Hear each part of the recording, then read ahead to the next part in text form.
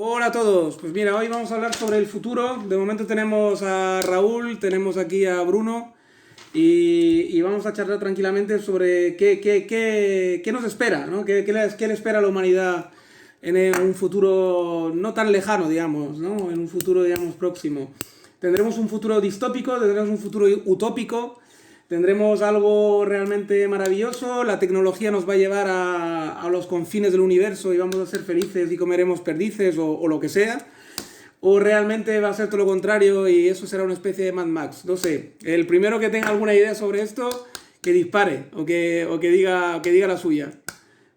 ¿Quién quiere empezar por ahí? Yo por lanzar un apunte así breve. Yo Sí. creo que lo que se nos avecina es la utopía y la distopía al mismo tiempo. O sea, creo que la literatura se separa porque, claro, a lo mejor el lenguaje de arte, digamos, y para impactar a la gente pues es lo más lógico, ¿no? Pero en la realidad yo creo que pues eso, van a convivir la utopía y la distopía. Yo creo que ya convive la utopía y la distopía.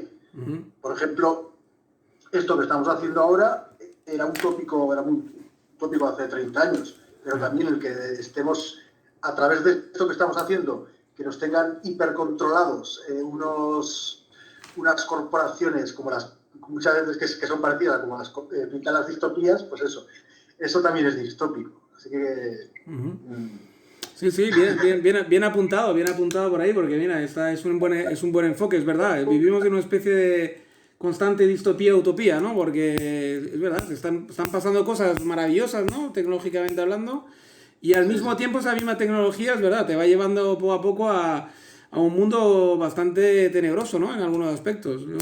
Claro, claro. Eso está claro.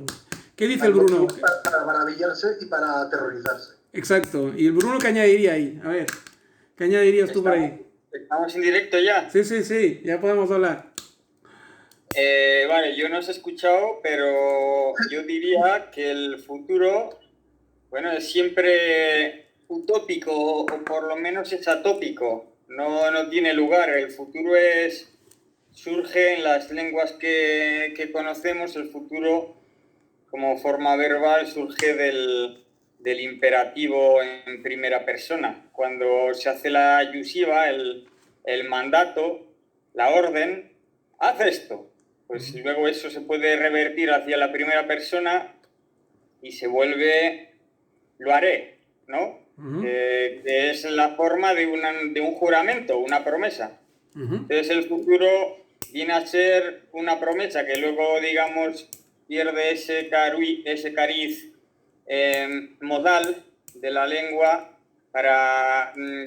en las lenguas latinas se hace mediante un verbo auxiliar que es el verbo haber. Por ujú, ejemplo, he de hacer, pues el deber se muestra por medio del verbo haber. Es como tener algo, ¿no? Como un peso que se lleva encima.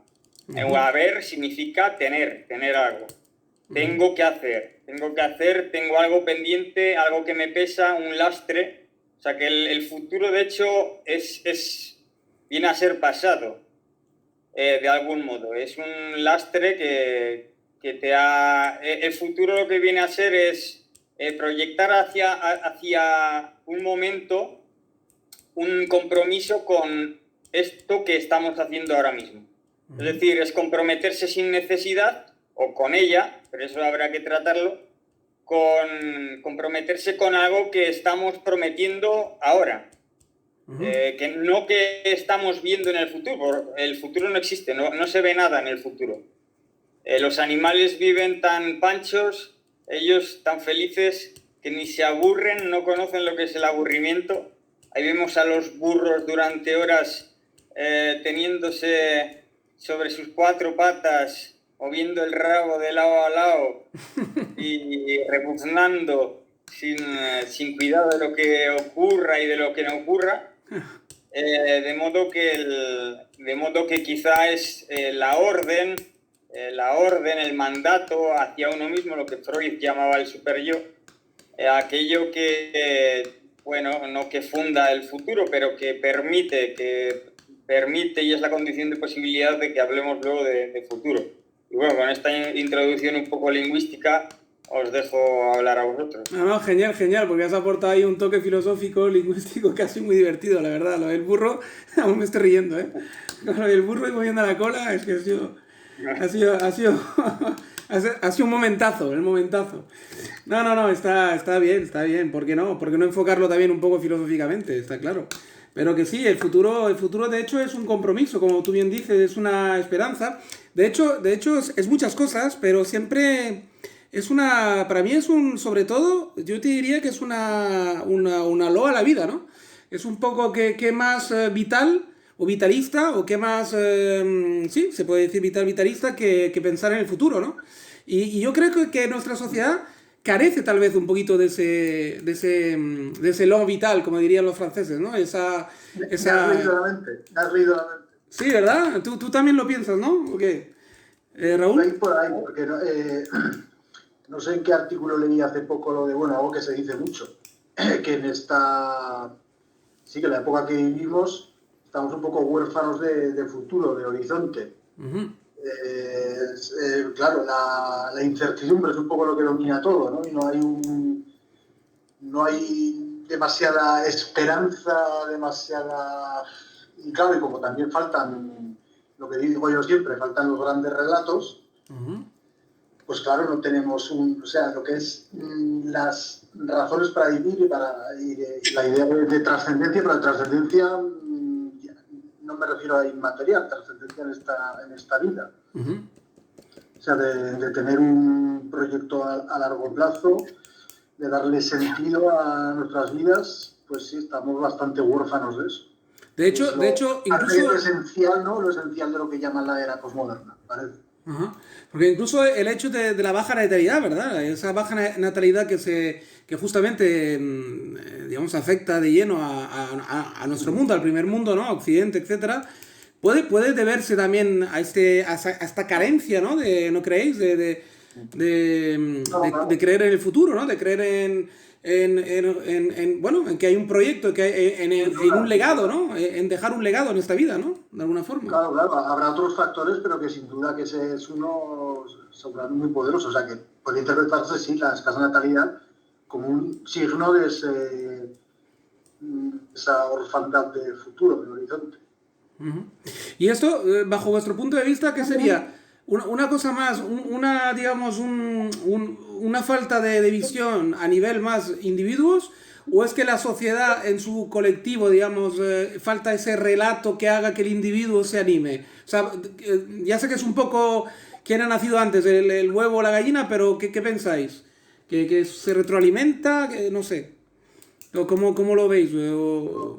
Parece que en ese sentido son las sociedades políticas las que han dado el paso, es decir, el individuo ha ido adaptándose a lo que, más que las sociedades políticas, se podrían llamar los modos de producción, ¿no? A la manera un poco marxista, es decir, que digamos que despejando un poco el campo de lo que es política, economía, historia, psicología de los pueblos, etcétera, si hablamos de modos de producción, pues llegamos antes. Y son los modos de producción los que se han ido imponiendo por lo que sea, ya sea por descubrimientos más o menos fortuitos o por guerras interestatales que han forzado a una innovación técnica, por lo que sea, ¿no?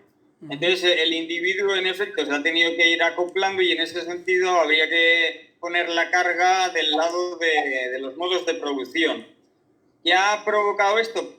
Bueno, ¿qué ha provocado en según qué lugares? Porque los supernumerarios del Opus Dei, independientemente de sus rentas, tienden a tener familias numerosas, ¿no? Uh-huh. Entonces, depende, siempre hay que matizar, pero parece que se ve cierta regularidad estadística en el aumento del nivel de vida o del nivel de renta y la disminución del número de niños.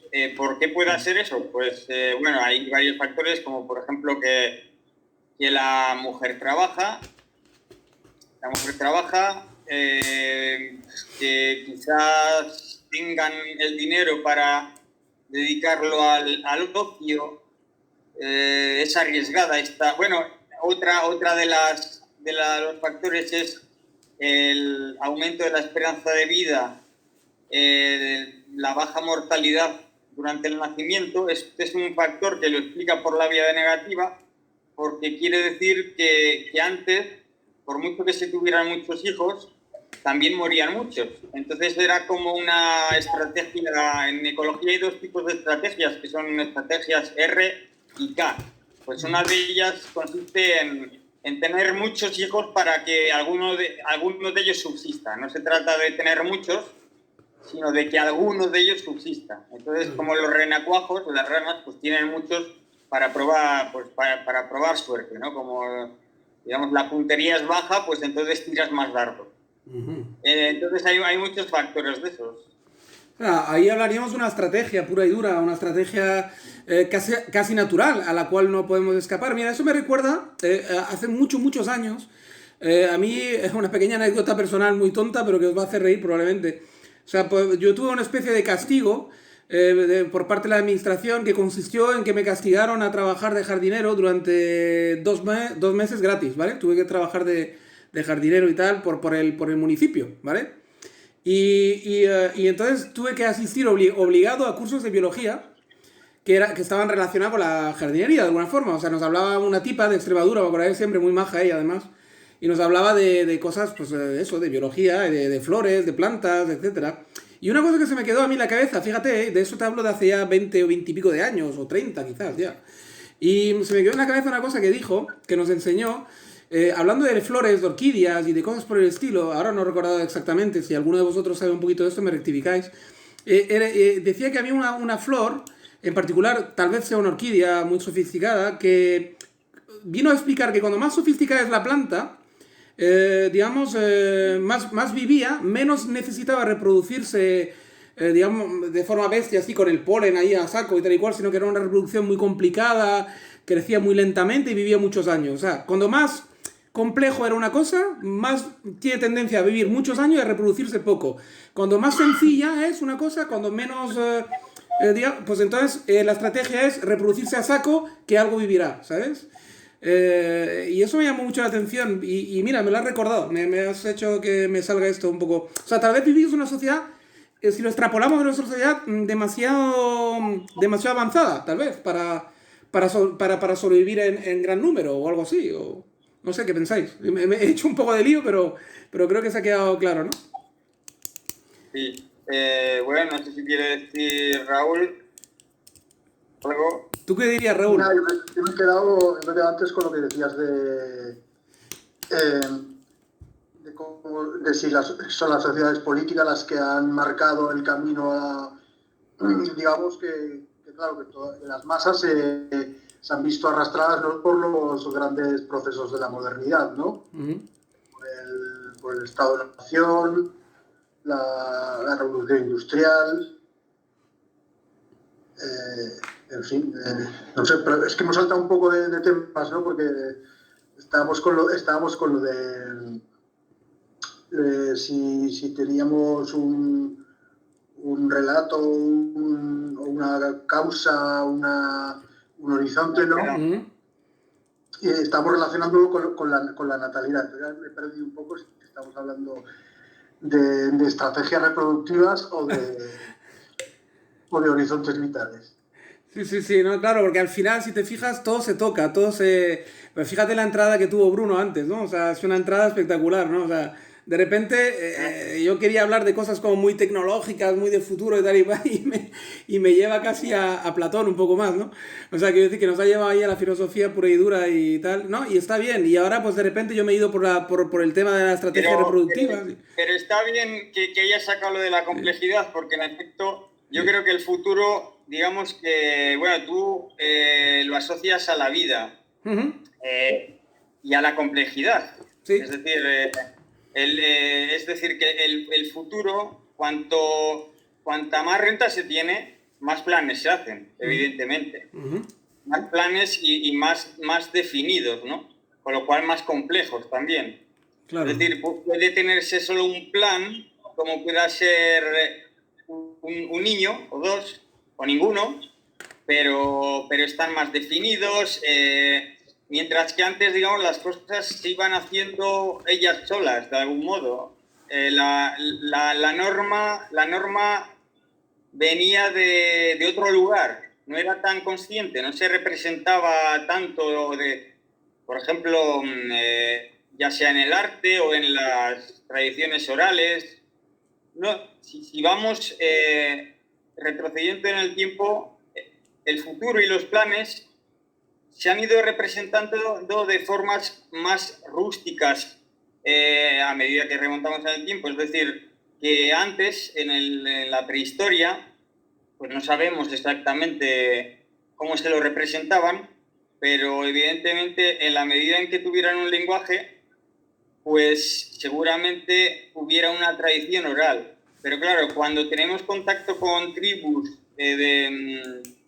tribus que no han tenido acceso a la escritura, nos damos cuenta de que, por ejemplo, como los canacos, creo que de Papúa, pues ellos cuando hablan no son ellos los que hablan, sino que habla por ellos un espíritu interno, ¿no? Que puede ser incluso un ancestro.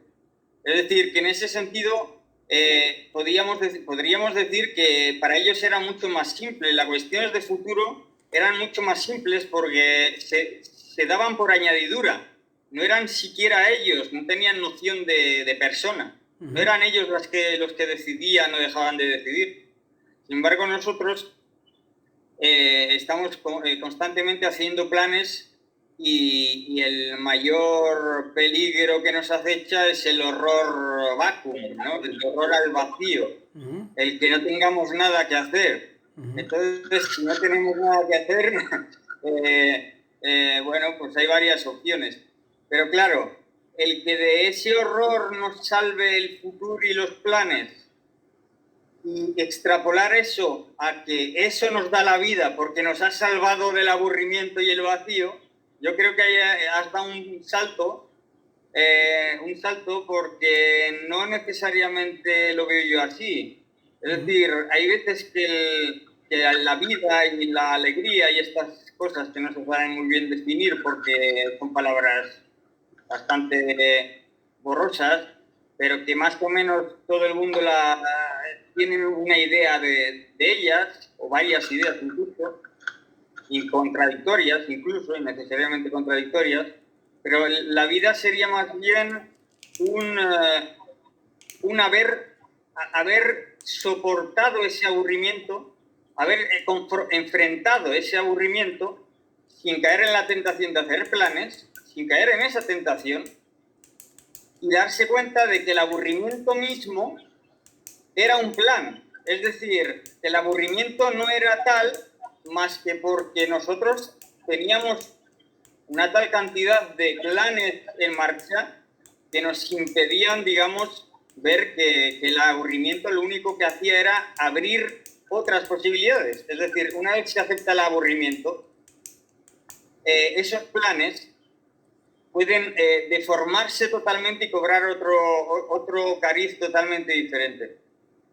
Y esos nuevos planes, llamar a esos planes futuro, para mí está un poco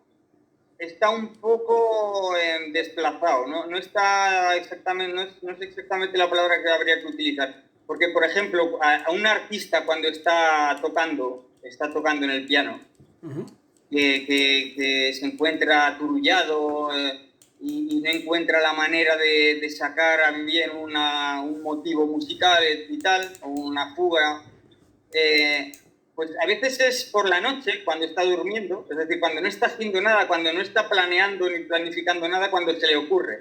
Es decir, que son planes, pero a pesar del que los planifica, ¿no? Son planes a posteriori, es decir, que los planes buenos, entre comillas, porque esto todo es un poco poético, pero los planes buenos son los planes que surgen sin darse uno cuenta, no los planes ya planificados, porque esto es un poco como la política, es planificar que vamos a hacer unos planes quinquenales, entonces ya dentro de 5 años vas a tener que estar haciendo los planes. No, yo de los que hablo, de la vida de veras, son los planes que surgen sin buscarlos uno mismo, ¿no? Espontaneidad, estarías hablando de conciencia versus espontaneidad, o algo así. De algún modo se puede decir así, es un elogio a la inconsciencia. En cierto Sí, ¿no? sentido. En cierto modo, ¿no? A la inconsciencia, a la espontaneidad, llámalo como quieras, ¿no? Bueno, Raúl, como músico, ¿tú qué opinas? ¿Que la espontaneidad y la inconsciencia ayuda a crear o qué? Hombre, a ver, está lo típico de que la inspiración te pilla siempre trabajando, y eso es verdad. O sea, yo por experiencia lo sé, que si me pongo con una canción resulta que me vienen mogollón de ideas. Si no me hubiera puesto con ella, pues probablemente no hubieran venido. Hay otras que te vienen ideas sin más. Pero por hilarlo con esto del aburrimiento y de los planes y... A ver, es que otro síndrome de la época actual es el que se deriva, o los que se derivan del tener demasiadas opciones, o supuestamente, pues claro, tener demasiadas opciones ante ti, aunque igual no todas son alcanzables. Pero en principio te presenta que tienes infinidad de opciones, muchas más que en ninguna otra época. Y eso también, el tener demasiado para elegir, el que tengas que estar siempre eligiendo y que tú elijas, o sea, que no te lo impongan, como se hacía en otros tiempos, ¿no? Que pues que por nacer en cierta familia pues ya tenías el camino marcado, ¿no? Digamos. Entonces, claro, sin caer en reivindicar ese camino marcado de la cuna hasta la tumba, pero tampoco intentar tampoco no idealizar esta libertad absoluta en principio, porque por eso no el tener demasiado que elegir a veces te mueve a la parálisis, ¿no? A la inacción. O sea, digamos que ahí ya estaríamos un poquito con ese mundo, claro, de excesos de... Por ejemplo, cuando hablamos a veces en otras charlas, cuando hemos hablado de la información, ¿no? Que un exceso de información al final acaba siendo... Claro, también importante, o sea, relacionado con esto, la sociedad compleja, de cuánto más compleja se puede volver y que sea aguantable para el ser humano. Porque lo que hemos dicho otras veces, que el ser humano se adapta, ha demostrado que se adapta a infinidad de escenarios distintos, pero esa capacidad de adaptación, por muy grande que sea, no será infinita. Ya lo hemos comentado alguna vez. Sí, claro, porque además, al final, y a cabo, digamos, no dejamos de ser animales. Por mucho que seamos animales conscientes, con un nivel quizás superior de inteligencia a otros mamíferos que conviven con nosotros, etcétera, otro tipo de animales o cualquier tipo de animal, digamos. Al parecer somos especiales, entre comillas, pero claro, no dejamos de tener unos límites físicos, psicológicos, de todo tipo, que de alguna forma... Ahí va por especificar que no es solo la adaptación biológica, claro. Bueno, biológica sí, sino la adaptación psicológica también. Y ahí entraríamos quizás en la famosa IA, el transhumanismo y todo el tema ese que viene a suplir, ¿no? Todas esas carencias que tenemos como animalotes que somos. Ahí está, es verdad, sería una salida. Si la sociedad se vuelve tan compleja que el ser humano no puede adaptarse a ella, pues quizá a través de la tecnología, a través de mejorar al ser humano a través de la tecnología, sí se podría adaptar, claro. Claro, pero otro tema que se nos abre ahí es si esto es, digamos, algo que nos conviene, no nos conviene. Claro, depende un poco de lo que queramos hacer con todo esto, porque si es para, digamos, más de lo mismo, más materialismo, más polución, más ir hacia, no se sabe bien a qué, ¿no? A una acumulación de riqueza porque sí. La misma tecnología, quiero decir, o sea, el mismo desarrollo tecnológico que ha provocado más polución también produce maneras que antes no existían de eliminar la polución, por ejemplo. Claro, no, eso está claro, que siempre hay hay el veneno y el antídoto, ¿no? Pero ¿hasta cuándo? Claro, Veneno y antídoto, ¿hasta cuándo, no? ¿Cuándo se romperá el equilibrio si seguimos empujando y empujando y empujando? Y además, ¿realmente tenemos una especie de plan? ¿Vosotros creéis que hay plan? ¿Hay alguien planeando aquí, fuera? A ver, ¿O esto claro, o sea, es un vagón hay que no hay conductor? para curarse en salud, pues quiero decir, o sea, eso dices tú hasta cuándo será sostenible, hombre, lo inteligente sería no meter todos los huevos en una misma cesta. Entonces, apostar por el desarrollo tecnológico, pero dejar un espacio a una sociedad humana que pueda, digamos, que pueda conservarse en un estadio menos desarrollado. No ya directamente, o sea, que pueda convivir, pues eso, el famoso modelo arqueofuturista de Guillaume Fay o algo parecido. Pero claro, pero voluntario, porque... Esta es la opción de una parte de la especie humana que pueda apostarlo todo a tecnología, pero que también esté la otra opción y que haya otras sociedades humanas que estén más, digamos, vinculadas a la naturaleza, bueno, que no se lancen de esa manera, porque si una humanidad falla, digamos, aún quedaría la otra. Si una humanidad se autodestruye pero por claro, la tecnología, aún quedaría la otra. pero Raúl, pero la parte que se quede, digamos, como más humana y más apegada a la tierra y más, digamos, tradicional, tendría que ser voluntario, digo yo, porque ahora mismo, si os fijáis, vivimos en un mundo muy bipolar en ese aspecto. Occidente, en general, está, y Asia con China, digamos, y Japón, y Corea del sur y tal vez del norte, están apostando claramente por ese mundo utópico, digamos, tecnológico, a saco. Y sin embargo, hay otra gran parte del planeta, estoy pensando en la África negra, norte de África, entre comillas, porque ellos andan por ahí entre dos mundos. Estoy pensando en Sudamérica, estoy pensando en buena parte de Asia que no sea Japón, China y Corea, que realmente casi, pero no es por voluntad propia, no es una elección, es casi que se han quedado atrasados y ahí se han quedado, que los demás parece como que los estamos explotando entre comillas, les comemos los recursos para hacer nuestros cohetes, todo eso a grandes rasgos, ¿no? Y ahora estoy hablando muy a trazo grueso, y parece como que nos importa un huevo, ¿no? Y ellos no sé si realmente quieren estar así o realmente es porque no les queda más remedio, ¿me entiendes? O sea, ahí me vengo a referir si hay plan, no hay plan.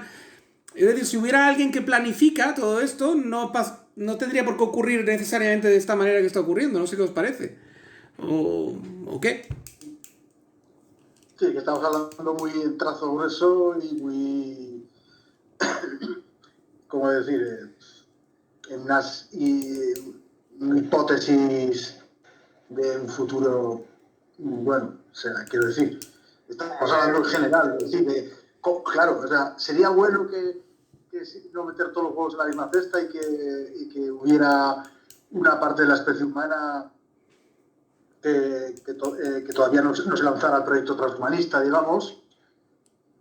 Bueno, claro, eso sería, pero claro, ¿cómo lograr eso? O sea, eso ya es otro cantar. Claro. Porque ahí está. La noción de humanidad es bastante... Oh, no es que sea muy compleja. No es que sea muy compleja. Me está dando cuenta mientras lo decía. Si yo lo creo mucho también. La humanidad, ¿cuántas humanidades? ¿No? La humanidad sí. es... No, por eso ya he dicho sociedades humanas, o sea... Humanidad es lo que... La humanidad es como el Espíritu Santo. Humanidad es eso. Humanidad es la cualidad ética por excelencia, la dignidad humana. Es decir, lo humano es lo bueno. Sí, lo humano es lo bueno. El capitalismo y el socialismo de rostro humano. Porque los que fueron desarrollados por marcianos. Es como el Eladio Guzmán. Es lo bueno. Eladio Guzmán, uno que tiene un canal de YouTube que habla también a veces sobre Gustavo Bueno y filosofía analítica, le gusta hablar, en vez de humanos, de humanes, para ser más inclusivo, claro, inclusive. Entonces, humane, ¿no? A mí me suena eso a inmune, inane, es decir, palabras de estas que son adjetivos. Y en efecto, humane, eso que propone él, le va bien no tanto al sustantivo de yo soy un humano, no, Quítate el un. No, yo soy humano. Claro, sí. Yo soy humano, ¿no? Yo soy humano. Igual que eres inmune porque has cogido el virus y ahora eres inmune, pues eres humane porque has cogido la humanidad. Pero si porque te has puesto a hablar en nombre de la humanidad. Claro, si la pierdes eres inmune o inhumane. Claro. Y los que son humanos son los que hablan en nombre de la humanidad. Claro, entonces, en ese sentido de dignidad humana sí, pero claro, ¿qué da la dignidad humana? No se sabe bien. Aquí en este caso del transhumanismo lo que está en juego es precisamente a lo que se llama dignidad humana, que para los marxistas era el trabajo. Entonces, si el trabajo lo hacen los robots, se acabó la dignidad humana. Solo que tampoco lo tendría yo muy claro, porque para mí que Marx no excluía que en una sociedad futura, digamos, la ciencia materialista nos permitiera precisamente dejar de trabajar. Hombre, claro, el comunismo ideal, el comunismo final era precisamente eso. Claro. Entonces, ser poeta por las tardes, pintor por las noches, no sé qué. Eso. Entonces, eso es que cada uno haga lo que le apetezca en cada momento, pues tal. Entonces, lo que sería, pues eso, pues sería la simulación. No sería más que un juego simulado de, bueno, voy a simular que me ganara la vida siendo carpintero o qué sé yo, ¿no? Porque en realidad te lo puede hacer el robot de la esquina. Sería algo así. Jugar. Claro, jugar a... Que los robots te hicieran los cuadros y los poemas y las canciones, ya no crean ni eso. Hazme un poema en plan Rambo a lo Bruno, ¿sabes? O sea... Pero claro, si lográramos esto, que, ojo, que, bueno, por ahí van muchos proyectos, digamos, ¿no? Estamos muy cerca de esos, si no existe ya en cierta medida. Claro, ¿qué es la IA? ¿Qué es el proyecto IA? Una canción al estilo de tal, no sé qué. Un poema al estilo de Rick Roth, con no sé qué, no sé cuántos versos y tal. Estamos bastante cerca de eso ya. Claro, que es, si no, el gran proyecto de la inteligencia artificial, sino conseguir que una inteligencia artificial, como bien dice la palabra, digamos, nos imite de tal modo que sea casi inconfundible, leí yo por ahí, de modo que al final sea imposible distinguir una inteligencia humana de una inteligencia humane. O sea, de una IA. Y que sean superiores. Es que hablando de distopías, la gran distopía, o una de las grandes distopías, es lo que, bueno, de lo que hablaba un libro que no me pude acabar porque estaba en inglés y encima con lenguaje muy técnico, ¿no? Que era What Technology Wants, no me acuerdo del autor, pero bueno, si buscan por ahí What Technology Wants, claro, que presentaba la tesis de que la tecnología era el sexto reino de la naturaleza, pues siempre se me olvida cuántos son, el sexto reino, de que entonces nosotros somos simplemente el eslabón necesario, el vehículo, para que naciera ese sexto reino de la naturaleza, pero que luego ya se emancipa de nosotros, nos supera con mucho, y no sé si nos extinguimos o no, pero en cualquier caso nos quedamos como algo irrelevante, igual que ahora son los insectos para nosotros.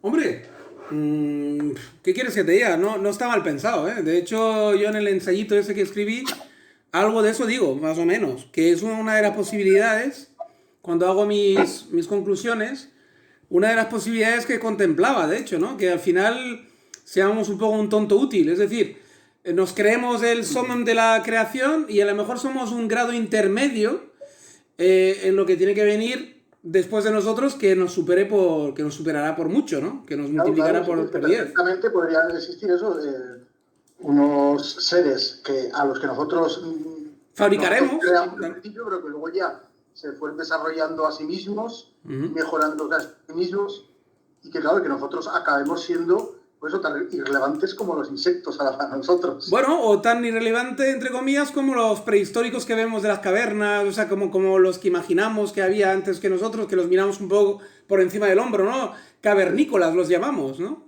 Cavernícolas.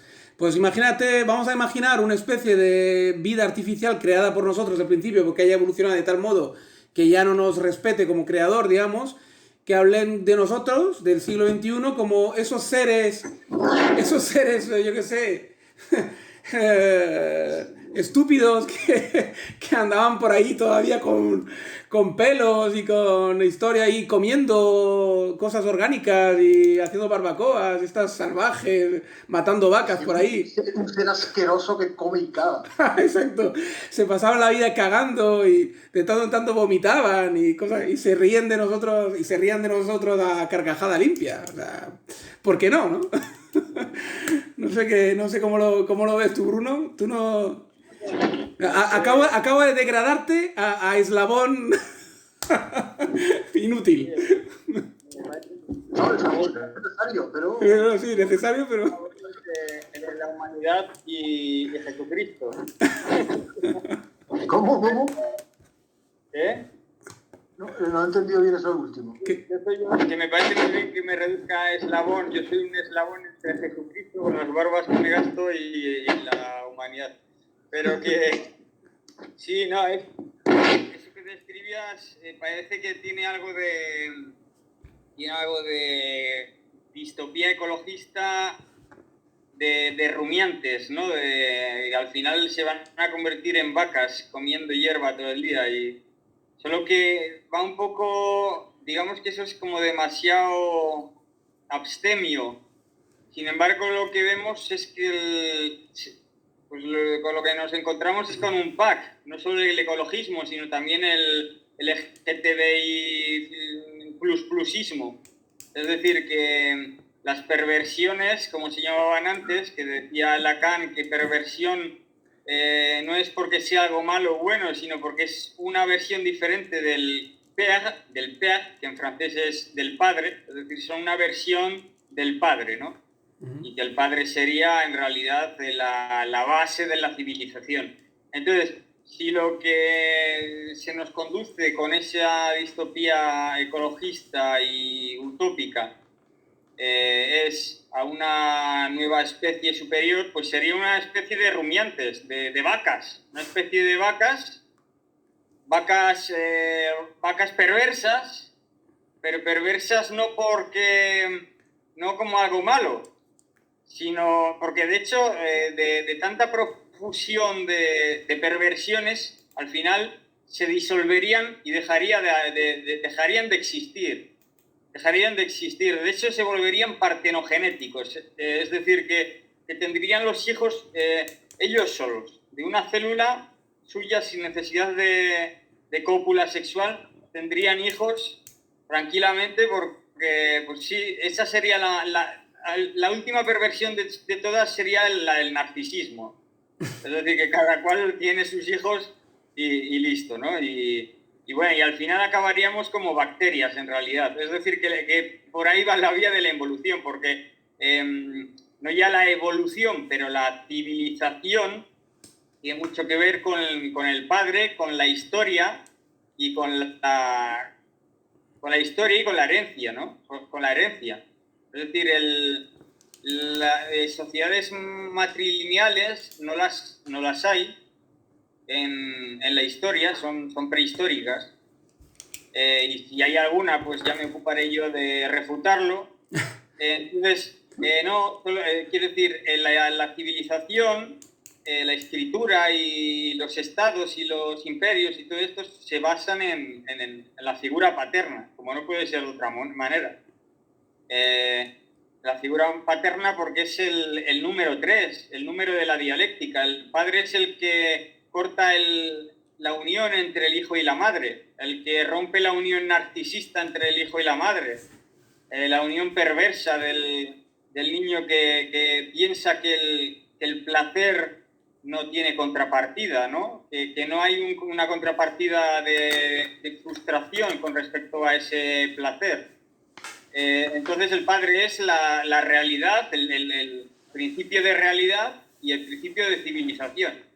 Si se pretende lo contrario, da igual porque eso, si nos condujera a que pues a eso, ¿no? A que las máquinas acabaran con el ser humano, pues no hay problema. Es decir, eso lo puede hacer un astro, eso puede pasar de 1000 maneras. Un meteorito, qué sé yo.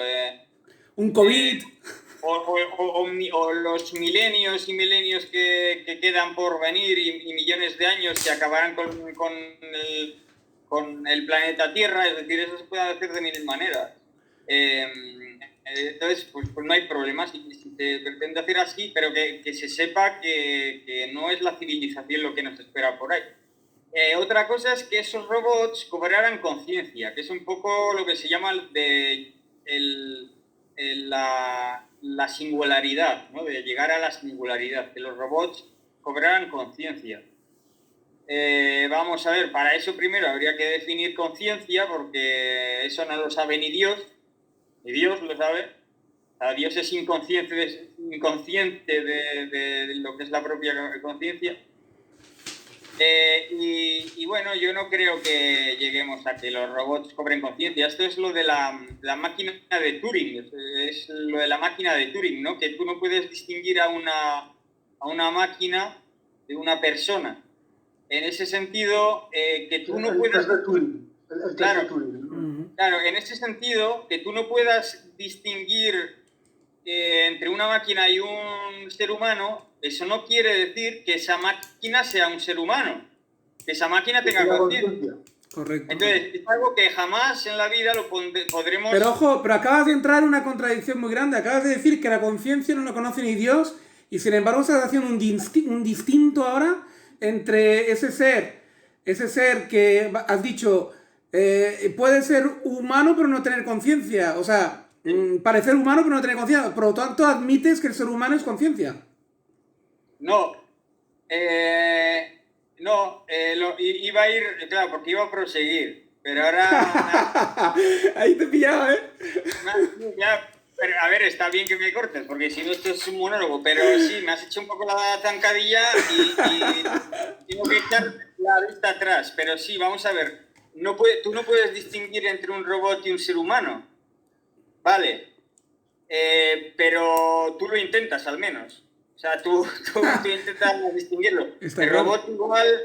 A ver, claro, la cuestión es, volvemos a lo mismo, ¿el robot lo intentaría? Pues claro, eso es lo que parecería, ¿no? Pero quiero decir, claro, lo que pasa es que toda esta cuestión de la conciencia y de quién tiene conciencia y quién no, es la cuestión del solipsismo a fin de cuentas. Es decir, así planteada la cuestión nos lleva del mismo modo que yo no puedo comprobar que un robot, aunque lo parezca, sea consciente, tampoco puedo comprobar que vosotros lo seáis. No lo puedo, porque puede ser una imaginación mía.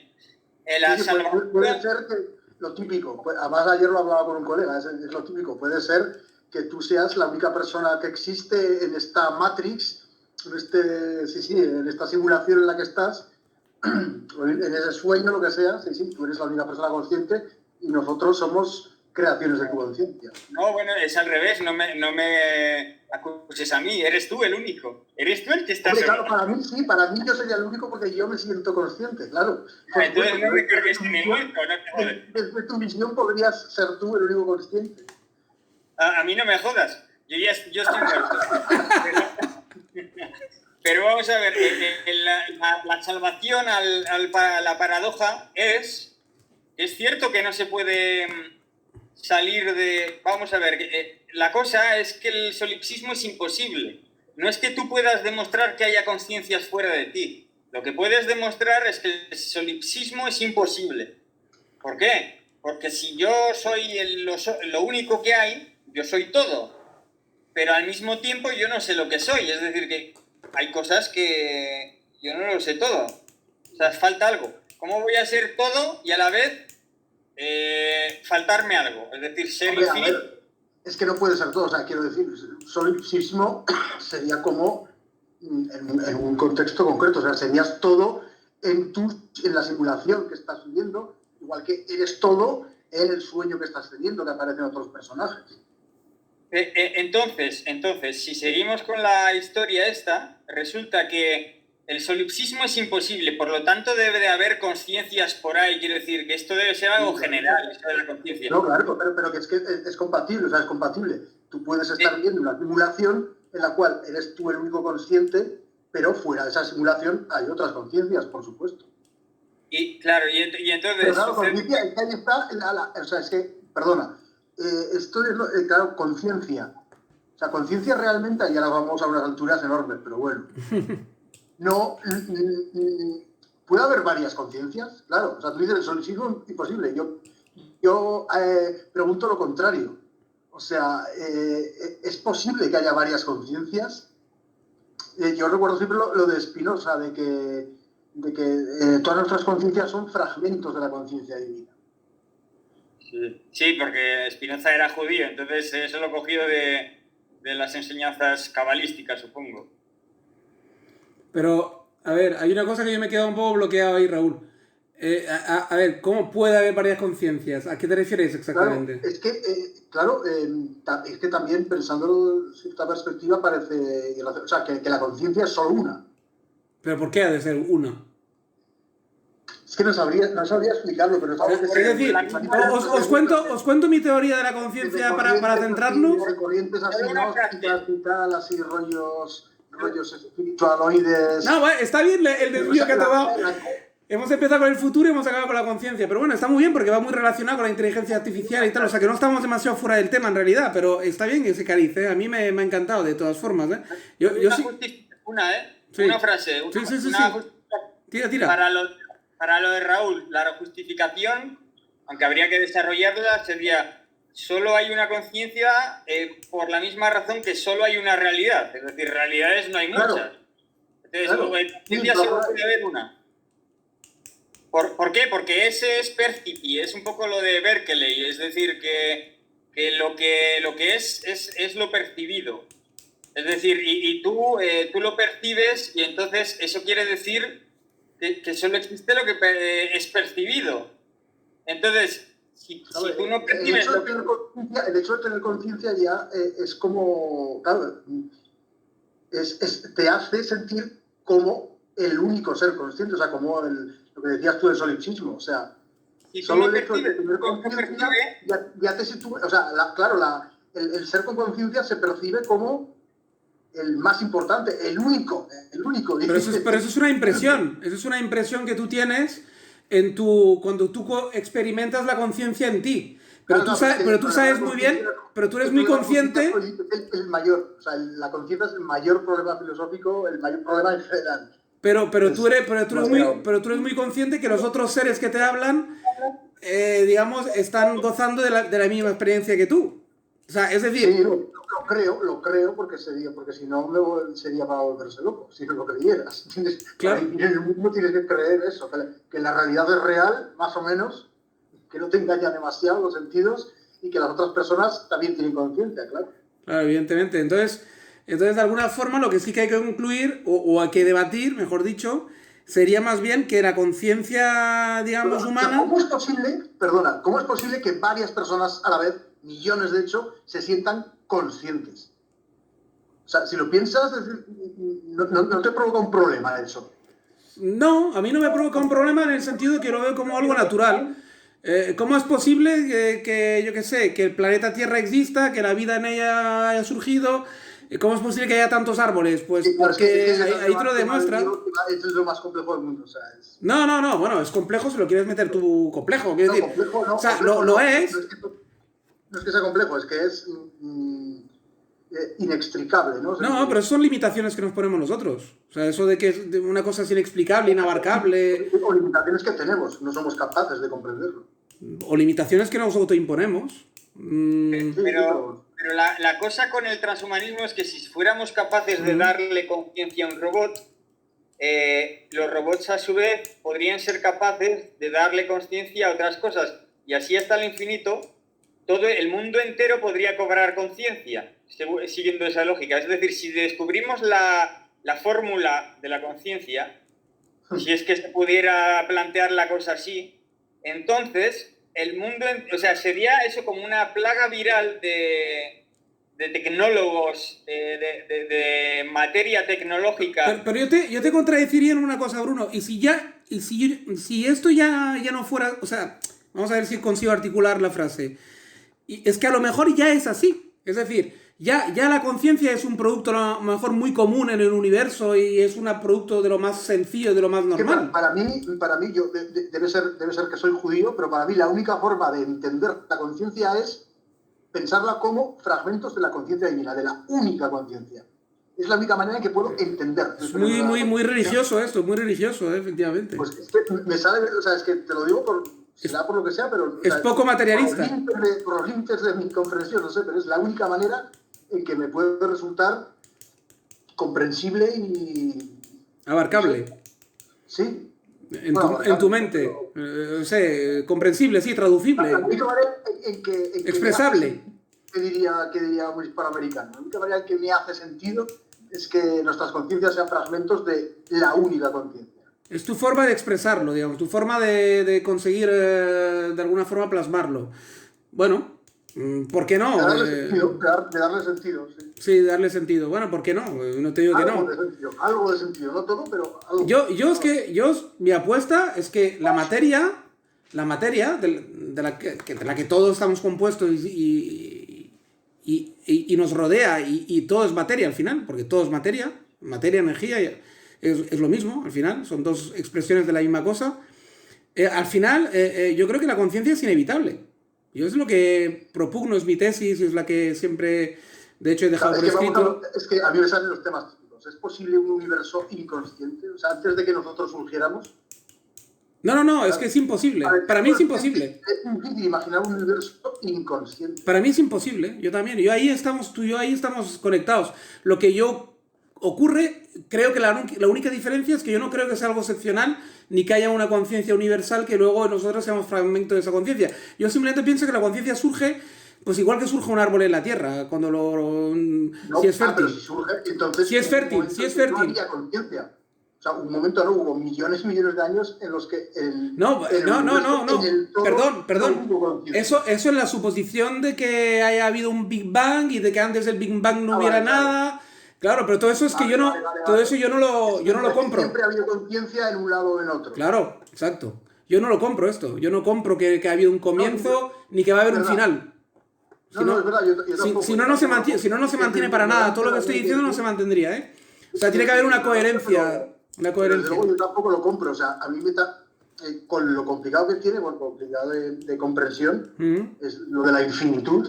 Sin embargo, me resulta más plausible o más, eso, como decía antes, tiene más sentido que el universo no tenga un principio y un final, sino que sea eterno. O sea, pero en el espacio tampoco, o sea, que sea eterno e infinito. Sí. En todo caso, yo podría como mucho comprar una especie de expansión, o sea, que entre en entropía y que vuelva, o sea, como, no sé, la teoría de la expansión, como la respiración. Claro, inflow, desinflow. Se expande, se contrae. Exacto. En todo caso, como mucho podría llegar a esto. Y esto podría cuadrar con las teorías del Big Bang, de alguna forma, en el sentido de que hay un momento que está súper pequeñito. Pero antes, claro. Exacto. Y esa es la única que podría comprar, Yo, la única idea que puedo comprar es esta, porque la demás...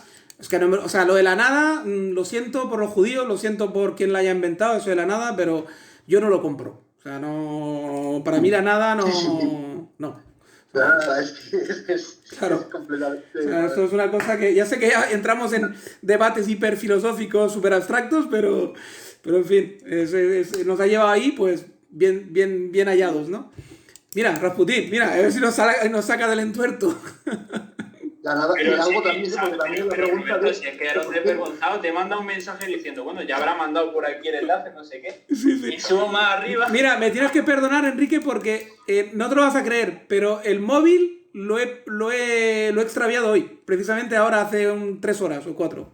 Bueno, pues eso, te manda un mensaje. Sí, y entonces yo rayadísimo digo, bueno, lo habrá cancelado. Y me ha dado... me quedaban 5 páginas para acabar mi libro de la Segunda República. Ya. Y he subido un momento y digo, coño, si está aquí el stream. Ya. Pues mira, estamos en un momento súper álgido, Nos has pillado en plena ida de olla, pero total. Y estábamos ahora hablando de la conciencia. Te pongo un poquito al día, ¿no? O sea, todo eso ha empezado con el futuro distópico utópico. Ajá. Hemos dando pinceladas. Bruno ha sido un poco el culpable de meternos en la filosofía ahí. Pero entre comillas y con cariño, evidentemente. Nuestra apuesta. Y ahora estamos de lleno ya totalmente en la locura. O sea, si tú quieres poner un poco de cordura ahí, no sé, pero... Habéis sido víctimas de otra brunada, entonces. Estamos Vale, en pleno debate de la conciencia, en pleno debate sobre el universo, sobre el Big Bang. Nos hemos cargado el Big Bang, nos hemos cargado un poco todo. Y el futuro, pues de momento estamos con que va a ser artificial, o la inteligencia artificial, la singularidad. En fin, yo no sé que tú cómo estás puesto en esas cosas, o puedes aportar alguna cosa, o de pronto te pillo frío. ¿Quieres calentar un poco? A ver, ya sabéis que es que yo lo que suelo trabajar más es el pasado, ¿no? Entonces el futuro siempre me queda algo incierto porque, claro, es difícil determinar lo que va a pasar y, bueno, sí es verdad que hay ideologías que, sobre todo, no es que se centren en el presente o en el pasado, sino que se centran en el futuro. O sea, propiamente el manifiesto artístico del futurismo ya lo hace. Entonces, yo, sinceramente... Cuando pienso en el futuro, no se me viene a la cabeza Star Wars, ni se me viene a la cabeza el Starship Trooper, creo que se llama, sino que me viene más a la cabeza Matrix, ¿no? Enlazando con el tema de la conciencia que habéis sacado previamente. Y entonces, claro, justo he estado haciendo hace muy poquito unas prácticas de historia, ¿no? Sobre todo... abriendo la historiografía posmoderna, que es súper interesante. El posmodernismo, la verdad, en uno de los pocos campos que ha acertado ha sido en la escuela historiográfica. Y claro, yo al principio le daba una interpretación más simbólica a Matrix, ¿no? De exactamente cómo funciona nuestra conciencia, pero cada vez, y sobre todo con el funcionamiento del lenguaje informático, le doy una perspectiva más literal. No, obviamente no tal cual está sacada la interpretación de la película, sino precisamente la disociación de la realidad que se está construyendo en torno al lenguaje informático. Pero ya no solamente, digamos, en el puro campo informático, sino en todo lo que se relaciona, ¿no? La realidad parece que se está difuminando a través del campo informático y de las noticias falsas. Tenemos una noción de lejanía constante en torno a la realidad, la actualidad y la política, ¿no? O sea, es como que siempre se genera una tendencia de desconfianza hacia lo oficial, entre comillas, y yo creo que esa es la clave en cierta parte, ¿no? De que la Matrix se está construyendo, pero no como se percibe la película, sino construyendo diversas realidades paralelas que hacen que la realidad perceptible en sí sea muy difusa. O sea, digamos que estaría como alienando, lo que estamos haciendo es alienándonos de la realidad mediante la informática, o sea, mediante la excesiva dependencia de la conexión a esos aparatejos llamados informáticos, ¿no? No, mi argumentación va por todo lo contrario. O sea, la informática ha expandido tantísimo la realidad que estamos confusos por eso. Es que no es realidad también todo lo que sucede en Internet. Claro, ahí está la cosa. O sea, que al final que la realidad se ha expandido en muchísimo abanico, es decir, ha abierto muchísimos campos y eso creo que todavía no somos capaces de asimilar. Ajá, vale. O sea que más que alienados o perdidos, estamos como un poco desajustados. Desajustados, efectivamente. Estamos desintonizados con respecto a la realidad que nos rodea. Porque es que además piensa que una de las claves de la Matrix, ¿no?, es la velocidad.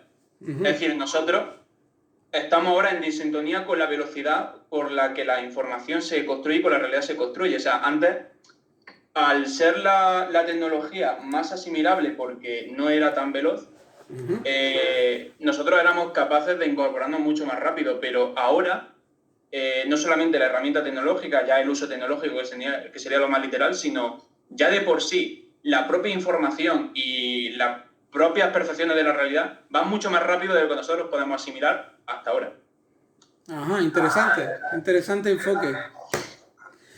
Efectivamente, sí, por ahí pueden ir los tiros también. O sea, yo creo que también hay un desajuste, Sí, o sea, es decir, que estamos todavía como intentando esta creación que, digamos, que hemos incorporado a nuestras vidas, intentando... Es un poco como un caballo salvaje al cual estás intentando domar, ¿no? La estamos intentando domar, sería la palabra. No sé si estáis de acuerdo con la palabra domar.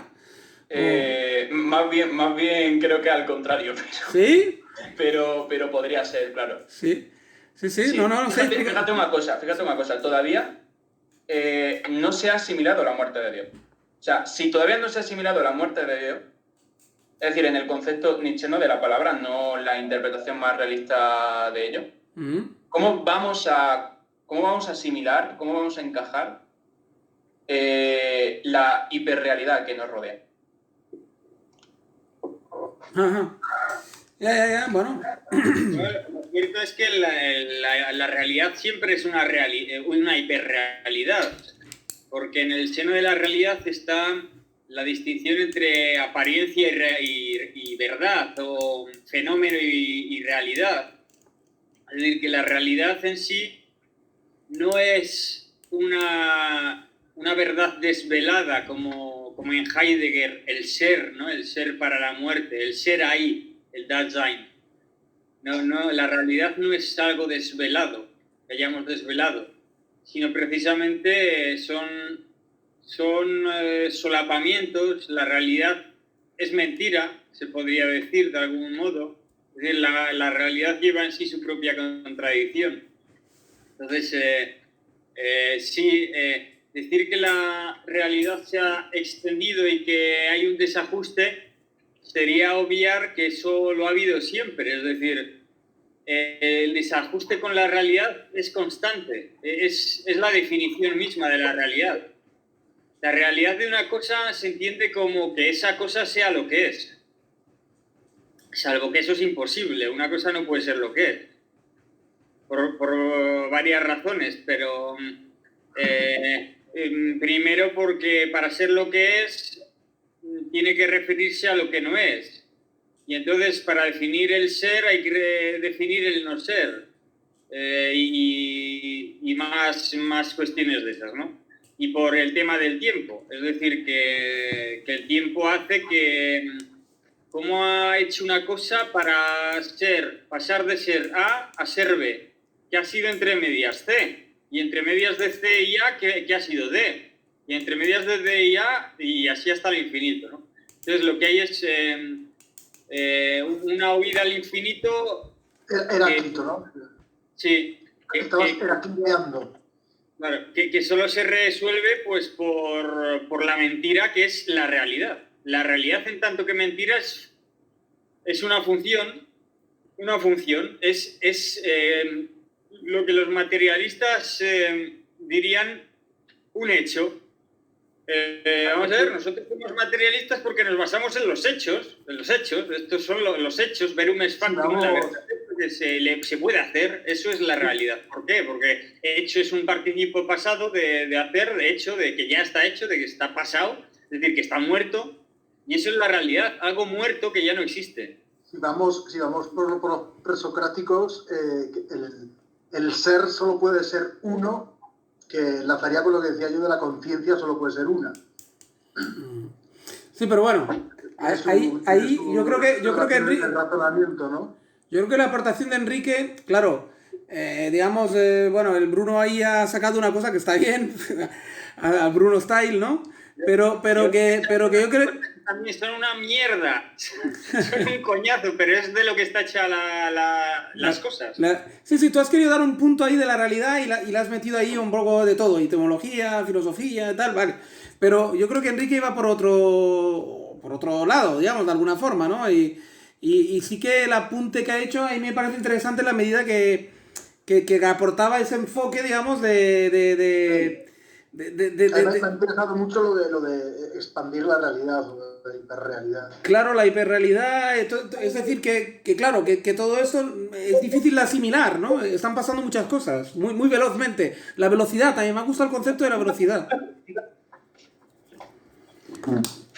Lo que pasa es que la realidad tendríamos que llegar, solo para introducir el tema al tema de la política. Es decir, la realidad creo que de la que se espera el 70% de personas que entran a este tipo de canales es la realidad política, es decir, ¿quién domina? Bueno, la política se puede definir de varias maneras. El tema de la designación del enemigo, el tema de los planes estatales, de la gestión del bien común y tal. Y entonces, pues simplemente por enfocar, centrar el debate en ese tema. ¿Quién domina? ¿Y cómo se usa, hombre, por enlazar, cómo se usa el futuro en política? Claro, o sea, bueno, como nuestro tema es el futuro, ¿quién dominará? ¿No? ¿O quién seguirá dominando? ¿O quién implementará, digamos, la... Sí, que más allá de estar todos perplejos, habrá unos que lo estén más y otros menos, unos más perdidos que otros. Bueno, es un poco lo que decía yo hace más o menos una hora cuando empezó el debate de si tenemos un piloto en el vagón o si esto va por libre. O sea, es decir, ¿hay plan? ¿No hay plan? Es un poco las preguntas que lanzaba al principio. O sea, que está bien que lo enlaces también. Como veo cada loco con su tema, yo voy a lo mío, lo del futuro, cómo se emplea el futuro en política. Lo hemos comentado también otras veces.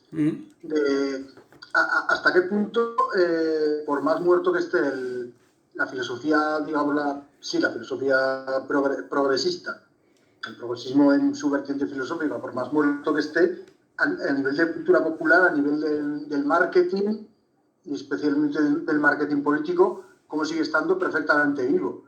La idea del progreso, de ir siempre a mejor. O sea, es que está ahí, que es el progreso, el futuro irá mejor.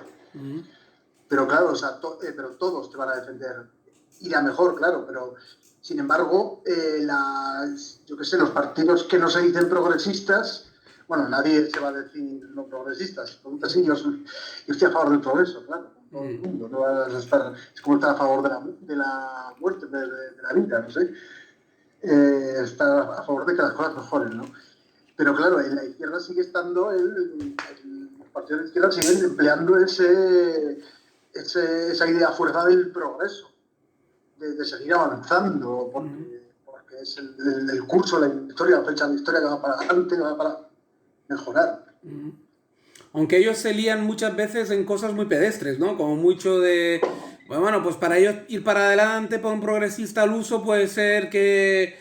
Pues eso, que de repente los travestis o los homosexuales o tal y cual, pues tengan X o Y derechos, o se pueda hormonar una persona con 7 años y cosas por el estilo. Y el progreso, a lo mejor, para alguien más de... Es que a todo el mundo le irá mejor. A todo el mundo le irá mejor. Bueno, y en el fondo, la esperanza en el futuro de una persona más conservadora o más, dicha así, reaccionaria incluso de derechas, podría ser pues en que establezcamos bases en la luna para así, yo qué sé, poder establecer una sociedad donde la basura ya no sea un problema y donde no escasee, digamos, los minerales básicos para seguir construyendo un país hecho y derecho como Dios manda y con familias numerosas y bien paridas y alimentadas. No se puede, de derecha no se puede agarrar a la idea fuerza del progreso. A la idea de fuerza no, pero a la idea material de querer... De querer ir a mejor, pero no de abrazar esa flecha de la historia. Ah, no, bueno, eso ya a lo mejor a nivel teórico no, pero a nivel práctico está claro que, bueno, no sé, vamos a mentar al que siempre se acaba mentando. Pero a nivel práctico, los que se agarran a esa idea fuerza del progreso son los partidos de izquierdas. Sí, pero el Adolfillo...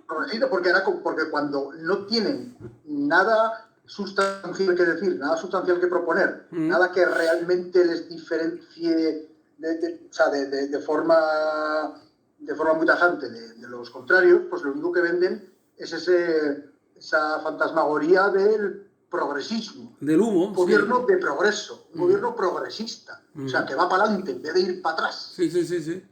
Pero que los otros no se quedan cortos, vamos. Que quiero decir que a todo el mundo le gusta de alguna forma las mejoras tecnológicas y hablar de cosas fantásticas. Pero son mejoras concretas.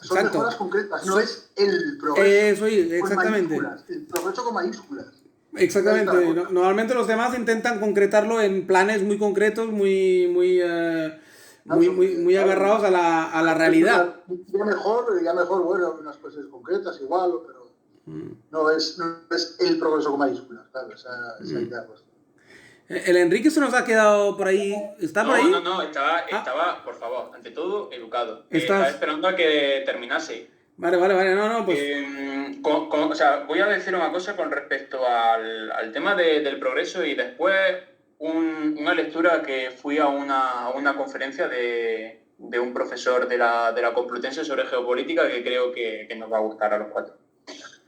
Con respecto al progreso, es que realmente es lo que habéis dicho, ¿no? Toda ideología, en cierta parte, apela a cierto grado de progreso. Y con el progreso en mayúscula que ha mencionado Raúl, solamente ideologías muy concretas. Pero no solamente en el espectro de la izquierda. El fascismo, si te das cuenta, a lo que apela es siempre a la juventud.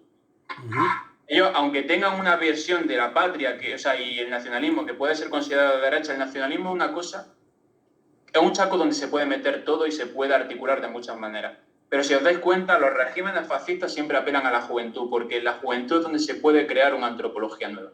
Y en esa antropología nueva es donde están los principios del progreso. Entonces, siempre he dicho que el nazismo era progresista y el fascismo imagino que también. Todo...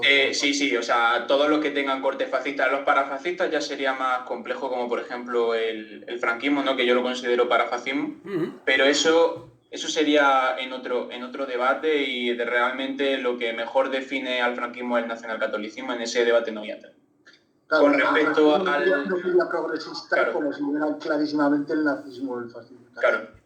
Con respecto al tema del futuro y de las ideologías dominantes con respecto al progreso, este profesor decía que había, como el globalismo era lo que estaba triunfando, pues entonces lo que se estaba articulando eran 3 ideologías a nivel global y que vendieran, digamos, una antropología perfectamente, completamente nueva, compatible con el progreso y con los valores económicos establecidos. De esa forma se articulaban 3 ideologías en torno a 3 escuelas del siglo XXI que también tenían su noción en el siglo XX, que eran el socialismo de mercado chino, el transhumanismo y el capitalismo social.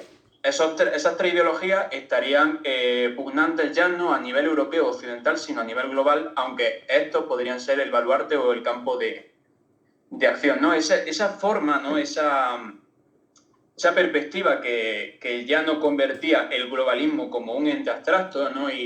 y los globalistas como un enemigo entre el globalista y el localista, como una especie de dialéctica de lucha, lo volvía más complejo y más interesante, porque ya lo que hacía es que el globalismo sería el campo de acción y las 3 pugnas eran de una ideología y otras menores, como puede ser el eurasianismo.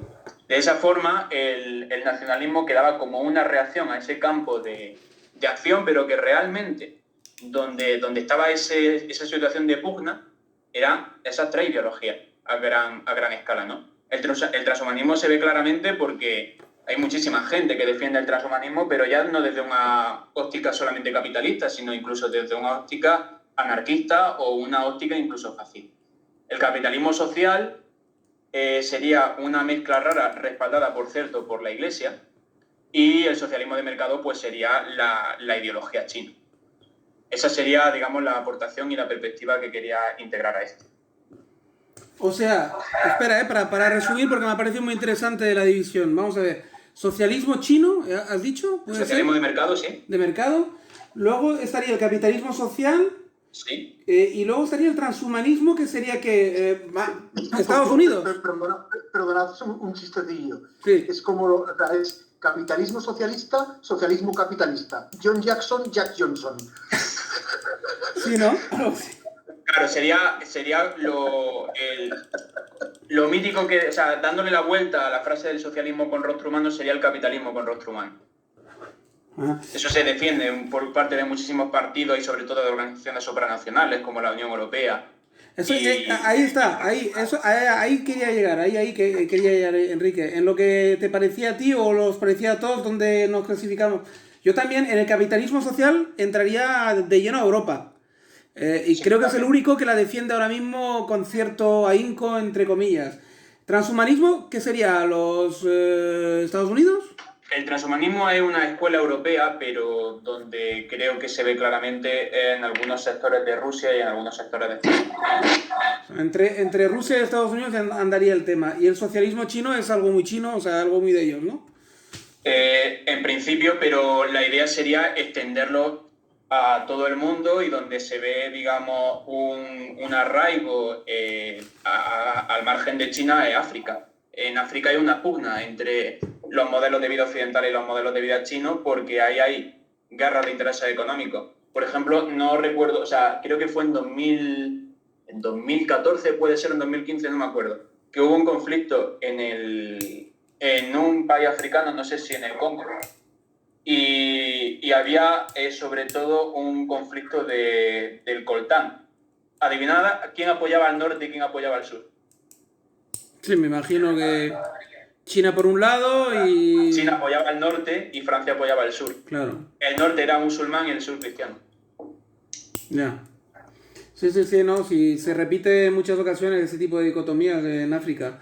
Lo que pasa es que tú lo englobarías que hay un trasfondo de realmente filosófico o es puro y dura geopolítica. O sea, es una cuestión geopolítica, pero respaldada totalmente por un trasfondo filosófico y antropológico. Ellos proponen un modelo de hombre.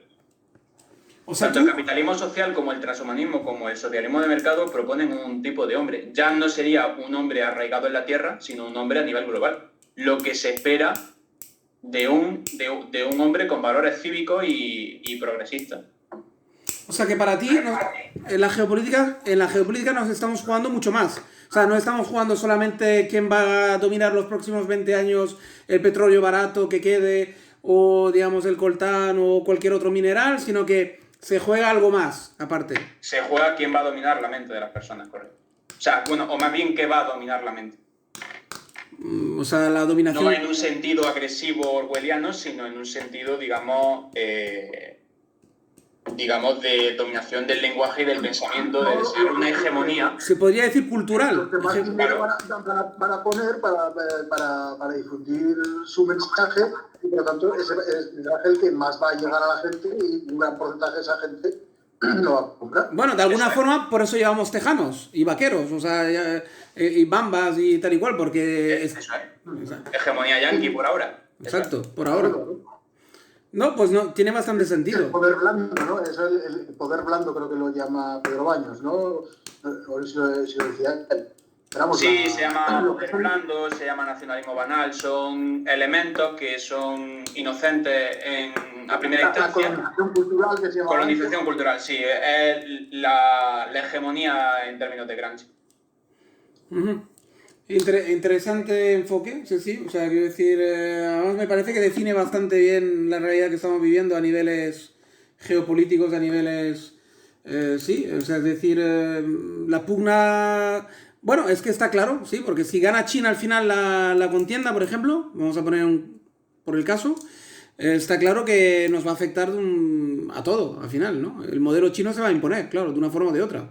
Blanda, dura, semiblanda, no lo sé, pero sí, se acabará imponiendo, está claro. Y si por aquellos avatares de la historia se acabará imponiendo Rusia, por decir de alguna forma, pues sí, habría otro modelo. Está clarísimo, ¿no? También. Sí, es curioso, está bien, como tú bien dices, le da complejidad todavía, si cabe todavía más, a todo lo que estábamos comentando, porque es el enfoque ya más materialista, más del día a día, ¿no? Más de lo que estamos viviendo ahora mismo actualmente, ¿no? Las grandes pugnas que hay por el mundo, ¿no? Todas esas guerras, al final, que están desarrollándose mediante proxies, no deja de ser una guerra, al final, al cabo. Es decir, no son tan directas como la Segunda y la Primera Guerra Mundial, pero bueno, son guerras. Al final, lo de Siria no ha acabado, por ejemplo, y la gente no se da cuenta, o sea, nadie habla de Siria ya, pero ahí me consta que ahí sigue habiendo combates. Por ejemplo. Sí, claro. Y bueno, en África sigue habiendo conflictos, en Asia. Ucrania sigue habiendo una guerra abierta. Luego a ver qué pasa con los Balcanes. En el Sahel está Francia con su operación Barkhane que no para y cada semana ahí mandan cadáveres para casa. ¿En los Balcanes qué está pasando? Está sobre todo el conflicto de Kosovo. Ah, No está solucionado eso todavía. ¿pero hay muertos? O sea, ¿hay combates No, ahí? no hay muertos, no hay una guerra abierta, pero vamos, yo creo que le quedan 4 telediarios a que eso sea pacífico. Ajá. Bueno, hace poco hemos tenido la llamarada que se nos ha olvidado, una llamarada fuerte entre Azerbaiyán y los armenios. Bueno, es que eso también...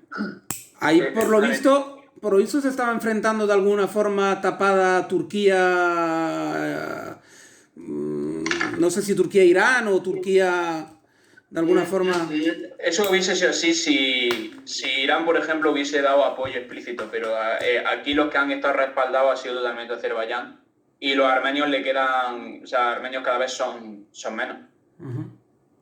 Rusia no se pronunció Irán, se quedaron solos y encima luego rindieron, esto es donde yo tengo entendido, o sea, digamos, la cúpula de poder rindió la nación y después intentaron dar un golpe de estado porque habían entregado un cacho de Armenia. Eso no está solucionado todavía. Sí, eso puede dar coletazos todavía, sí. Sí, sí, no, efectivamente, hay muchísimos conflictos por resolver y detrás de todos ellos seguro que hay una superpotencia y potencias medianas, evidentemente, actuando. Por lo tanto, al final, buena parte del futuro se va a decidir según quién vaya ganando esas contiendas y según quién, digamos, imponga su forma de vivir, incluso, ¿no? Su visión para el futuro. Mira, ahí hemos enlazado otra vez con el futuro. Bruno, que te veo muy callado. ¿Tú qué opinas de esto? Que te veo ahí... Sí, es que la pantalla no me funciona y está congelada. Vale. Pero sí, sí, bueno, es un poco la pregunta que habías hecho sobre si el vagón lleva piloto o no. Se podría decir que el que tiene que llevar piloto es la locomotora, no los vagones, porque si el piloto está en los vagones, está donde no debe de estar. Buen apunte, buen apunte. Yo lo que veo es que el tema es que estas nuevas tecnologías, más allá de la perplejidad ante el nuevo modelo productivo y todo lo que se quiera y el trabajo hecho por los robots y la inteligencia artificial, lo que parece es que, como tantas veces, no es el Estado, otras veces ha sido al revés, pero parece que son unas empresas privadas, en principio, las que tienen el monopolio de gran parte de esa tecnología. O sea, digamos, está el peligro del monopolio. Obviamente que luego eso es mentira podrida porque las empresas, es decir, Microsoft, tiene mucho que ver con IBM y todo, vamos, y IBM pues con todas las agencias de Estado estadounidenses, de modo que está todo completamente imbricado, ¿no? Pero bueno, sí que se podría explorar esa opción, ¿no? De decir, los actores son nuevos, porque aunque estén imbricadas las plataformas estatales y empresariales, sí que es cierto que a veces esos estados, y más aún cuando se trata de imperios, pues siguen el rastro marcado por sus empresas multinacionales y se dedican a conformar nuevas plataformas políticas. Europa es eso, ¿no? Unos Estados Unidos de Europa. Y todo así, es decir, hasta el límite que sería un gobierno mundial. Ahora mismo eso no se ve porque, bueno, Enrique ha planteado 3 modelos, pero yo más que 3 modelos, pero falta un cuarto, o un quinto, bueno, faltan otros tantos. Hay que dar el criterio y el umbral a partir del cual se llega a ser modelo, porque, es decir, por ejemplo, Turquía, pues no sé si es un modelo o no. Desde luego que no es lo mismo que Estados Unidos, ni que Alemania, ni que Irán, ni que China, pero tiene sus aspiraciones y su política internacional y llega hasta el Chad, está en el Chad, está en Libia, está pues en Asia Central, en Azerbaiyán, y de Azerbaiyán pues se pretende, digamos, forjar, digamos, un puente hacia Asia Central. En Turkmenistán creo que el 10% del gas mundial sale de Turkmenistán. Entonces, también habría una plataforma que, bueno, islámica, en este sentido, más que islámica, que, bueno, también se da la casualidad que es islámica, sería túrquica. Frente a esa cuarta plataforma se ha forjado una especie de freno en el Mediterráneo, que está compuesto por, de acuerdo a la, no sé, conferencia o reunión filia que se ha dado en llamar, creo que en marzo del 2021, ahí se reunieron Grecia, Egipto, Francia, Arabia y Emiratos Árabes Unidos, y Arabia Saudí también andaba por ahí.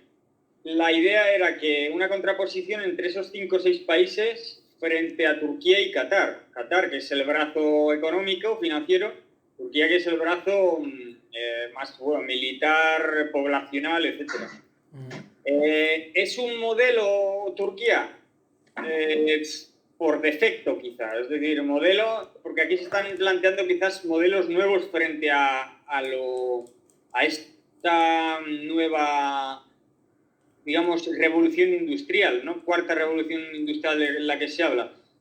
Turquía no sé si entra dentro de esa revolución, igual entra oblicuamente, ¿no? Igual entra de refilón. Pero como nadie ha entrado de veras, es que nadie ha entrado del todo en esa... bueno, lo que ha pasado con la pandemia es que parecía que esto iba a ser el apocalipsis, que ya estaba todas las cartas jugadas, que esto era... Bueno, parecía a los que les pareciese, ¿no? A algunos les parecía que podía, y a mí me parecía que podía suceder algo así, en plan de que se instaurase el crédito social chino, algo así, pues que se universalizara, pero que se ha hecho, en cierto sentido, solo que no se ha hecho hasta el punto en el que cabía esperarlo. Entonces, no ha sucedido. Y entonces nos encontramos con proyectos que sí, bueno, que están bien planteados clarísimamente. Es decir, vemos el libro de Carl Schwab y de otro francés que lo escribió con él, sobre el coronavirus como oportunidad para instaurar un nuevo orden. Ahí está bien explicado. Y pues sí, se han cumplido algunas cosas, otras no. Se ve que no son omnipotentes y estamos como eso, pues que no hay una locomotora, hay varias. Y hay algunas cuyo piloto está perdido en la vagoneta porque está ligando con la... ¿no? Y entonces, y todo así, ¿no? Es digamos, la conciencia de la política como un modelo anárquico de Bastos. A mí eso, vamos, hay muchos modelos, yo no me quedo con el de Bastos, pero en ese sentido sí que viene bien pues traerlo a colación para decir, es que la política es mucho más caótica y que más que, por ejemplo, China intentar imponer su modelo en África, que a nadie yo creo que no, a mí no se me había ocurrido, o sea, está bien plantearlo, pero yo creo que China no intentaba proponer su socialismo confuciano en África. China está ahí y no sabe muy bien lo que intenta proponer. Cuando se le montan manifestaciones en contra, les da 4 palos a los bantúes que sean y nada, y entre tanto pues hace colaboraciones con los gobiernos y tal. Muchos de ellos, los presidentes han muerto, el de Tanzania, bueno, ahora mismo igual me confundo, de Tanzania, el de Burundi, creo. Le han hecho un putsch a algunos, sí. Sí, también, ha muerto en combate, sí. Se oponían al tema del coronavirus también y tal. Entonces, pues un poco eso, ¿no? Tampoco hay una imposición de un modelo porque digamos que no tienen un mando único. Bueno, eso sería en caso de ganar. O sea, he planteado, Enrique, yo creo que en caso de ganar finalmente esa gran batalla, guerra que está en desarrollo, claro, evidentemente. En caso de ganar. Está claro que ahora mismo no lo están imponiendo porque no han ganado. Es decir, bueno, ellos están como uno más pillando lo que pueden en África, ¿no? Pillando en todas las acepciones del término pillando, ¿eh? O sea, Sí, pero entre que se aclaran con los modelos de civilización y no, porque no se aclaran ni ellos, pues hacen otras cosas, ¿no? Es decir, no, está claro. De mientras vamos arrampando con lo que podemos. Claro, está claro. Todos arrampan ahí todo lo que pueden. Piensa que China es muy deficitaria en muchísimas cosas, ¿eh? O sea, en muchísimas materias primas muy claves para desarrollar las economías modernas de hoy en día. O sea, está clarísimo, ¿no? No sé qué le parece a Enrique, pero yo creo que van por ahí los tiros, ¿no? Tú estabas por ahí, ¿no? De que... Yo antes quería hacer una matización para que se entienda mi argumento. Sí. Cuando he hablado de estos tres modelos antropológicos, como tal no tienen una nación. Lo que pasa es que algunos están bastante localizados porque normalmente de dónde salen estos modelos antropológicos son de los llamados think tanks o laboratorios ideológicos. En Europa, al haber muchísimos independientes de corporaciones o de sociedades supranacionales, el capitalismo social está muy localizado en Europa. Pero la idea no es que se quede solamente en Europa ni que se expanda a un resto de países, sino que la concepción no es europea, sino global. Lo mismo pasa con el socialismo de mercado, que de por sí el socialismo es internacionalista, y el transhumanismo. Lo que ha mencionado ay Dios mío, Bruno, sería más bien como una reacción a un modelo globalista, porque los intereses son claramente, no sé si llamarlos semilocalistas o llamarlos imperialistas, no sé exactamente cuál sería el término, porque emplear el que empleara me estaría equivocando. Entonces, eso era lo que quería recalcar. Que dos en concreto están muy focalizadas y muy localizadas porque las corporaciones y los sistemas económico-políticos de los que salen esa ideología, esa antropología, pues están muy identificadas. Pero obviamente no se puede reducir a tres, sino que lo que estaba hablando es que en el campo del globalismo, que es el campo más extendido, hay una pugna y por mayoría aplastante de esas tres ideologías. Pero luego, cuando vamos particularizando, pues van saliendo más cuestiones. Rusia, por ejemplo, en cierta parte tiene no sé cuántas empresas y corporaciones que quiere tener contacto con la antigua República Soviética. Inglaterra tiene la Commonwealth funcionando, que es con las antiguas colonias.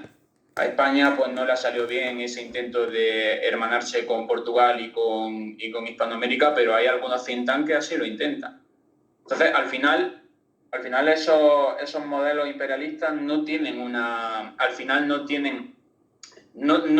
función de concebir el globalismo como algo positivo y como una ideología a extenderse, y que no se hable del chino, del europeo, del americano, que se hable del hombre.